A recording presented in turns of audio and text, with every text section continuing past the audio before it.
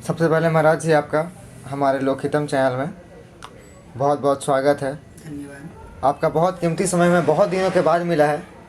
इस समय के लिए हम बहुत दिनों से प्रतीक्षा कर रहे थे।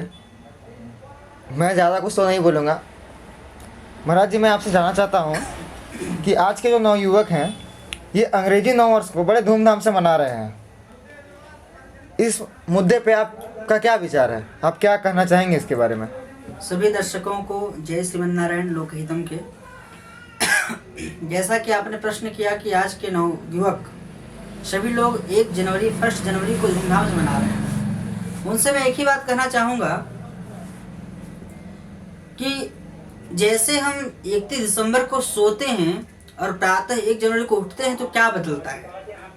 न प्रकृति बदलती है न प्रवृत्ति बदलती है। दोनों में एक अहम बात है, प्रवृत्ति और प्रकृति दोनों में कोई बदलाव नहीं होता है। और ऐसे हिंदू जो हिंदू होकर भी अपने संस्कृति को नहीं जानते हैं न मानते हैं, अपितु अपने जीवन का हर एक कार्य, जितने भी शुभ कार्य होते हैं सब हिंदू पंचांग से करते हैं। छोटे छोटे कार्य को, अगर बेटी का मुंडन कराना तो पंचांग दिखाते हैं, अगर बेटा का मुंडन कराना तो पंचांग दिखाते हैं, नई गाड़ी लेनी है तो पंचांग, नया विवाह करना है तो पंचांग, गृह प्रवेश करना है तो पंचांग, यहाँ तक कि अपने बहू को घर लाना है तो पंचांग करते हैं। पंडित जी बढ़िया दिन बताइए कब बेटी को घर लाएं। यहाँ तक कि बेटी को ससुराल भेजना है तो पंचांग का सहारा लेते हैं। अपने जीवन यापन का सारे के सारे कार्य पंचांग देख करके करते हैं। फिर ये जीवन का जो सबसे बड़ा जो 1 वर्ष होने वाला होता है, जिसमें 1 साल बिताते हैं, वो हिंदू पंचांग अनुसार क्यों नहीं? मतलब ये तो दोगलापन है हिंदुओं का कि भाई आप अपने संस्कृति से दूर जा रहे हैं, और जब केवल धर्म के लिए, धर्म को आपने केवल एक अपने जीवन यापन का एक मार्ग बना के रखा है कि धर्म का तभी लेंगे जब हमें कुछ अच्छा करना पड़ेगा। मेरा तो नम्र निवेदन है सभी लोगों से कि हम सभी भाइयों का, सभी सनातनियों का 9 वर्ष होता है चैत्र शुक्ल प्रतिपदा। और मैं महाराज एक और बात आपसे कहना चाहूँगा कि देखो, जितने मुसलमान हैं वे सभी हिजरी यानी कि मुहर्रम से अपने नववर्ष को प्रारंभ करते हैं। ये बड़ी बात विडम्बना है। और सभी सिख जो हैं वो लोहड़ी से अपने नववर्ष को प्रारंभ करते हैं। और हम हिंदू, हमें तो ये भी नहीं पता, 99% हिंदुओं को ये नहीं पता होगा कि हिंदू नववर्ष आता कब है। कई लोग होली कहें, कोई कहते हैं होली में नया वर्ष प्रारंभ होता है, कोई कहते हैं कब, कोई कहता है कब। तो ये बड़ी विडम्बना है। ये विडम्बना से बचना चाहिए और हम सबको हिंदू नववर्ष अपने पंचांग अनुसार ही मनाना चाहिए, क्योंकि तभी से हम सभी हिंदुओं का पंचांग बदलता है। इस बात का ध्यान रखना चाहिए जी।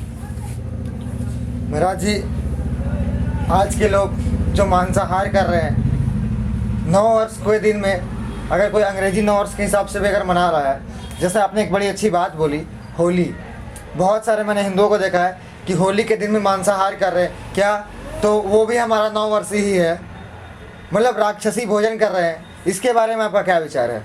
देखिए, शास्त्रों ने एक सबसे बढ़िया बात कहा है, गीता में भगवान ने कहा है, यह शास्त्र वेदमुत्सृज्य वर्तते कामकारतः न सिद्धिमाप्नोति न सुखम पराम गतिम। भगवान कृष्ण कहते हैं कि वो सारे कार्य जो शास्त्र विधि से रहित हैं, उसको करने वाले प्राणी को न सुख मिलता है न गति मिलती है। सभी पुराणों में मांसाहार को लेकर के कड़ा नियम बना हुआ है कि संसार का सबसे बड़ा पाप मांसाहार है।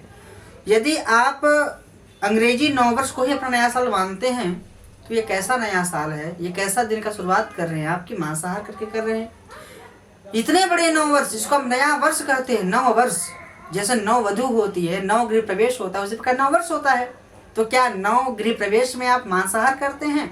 क्या 9 वधू को घर लाते तो मांसाहार करते हैं? क्या अपने दिन की शुरुआत आप मांस खा कर रहे हैं, दारू पी के कर रहे हैं? अरे ये पाश्चात्य संस्कृति है। ये उन लोगों को मांसाहार करते हैं वो लोग जहाँ पे साग सब्जी नहीं होती है। आपको पता है यूरोप में सब्जियां बहुत कम होती है। जो यूरोप जैसे देश में साग सब्जी लगाने के लिए खेत नहीं है, बड़े बड़े घर बिल्डिंग है, इसलिए वहाँ के लोग मांसाहार करते हैं। अरे भाई, हमारे प्राचीन देश में जहाँ किसान जय जवान जय किसान का नारा दिया हुआ है, ऐसे देश में जहाँ किसानों को हमारे देश में एक कड़ा निर्देश दिया हुआ कि किसान से हम जीवित रहते हैं, ऐसे देश में किसानों के मेहनत को त्याग करके हम मांसाहार कर रहे हैं। वो पाप, वो जीव, जिस जीव को हम खाते हैं उसकी माँ हमें श्राप देती होगी। उस बकरे को हलाल करते हैं, वो बकरे का पापा हमको श्राप देता होगा, और हम ऐसा पाप कर रहे हैं। इस पाप से हमें कौन बचाएगा? किस नरक में आप जा रहे हैं, किस गर्त में जा रहे हैं, इस पर विचार करना चाहिए। और मैं इसी के साथ में आपको बहुत बहुत धन्यवाद देना चाहता हूं कि आपका बहुत कीमती समय हमें मिला। मैं ज़रूर कोशिश करूंगा कि अपने संस्थान के साथ में वृंदावन से सभी लोगों को आपके जो यज्ञ है उसमें आऊं और बड़े बड़े पुण्यात्माओं का दर्शन करूं। बहुत बहुत धन्यवाद महाराज जी आपका। बहुत बहुत धन्यवाद। राधे राधे। राधे राधे।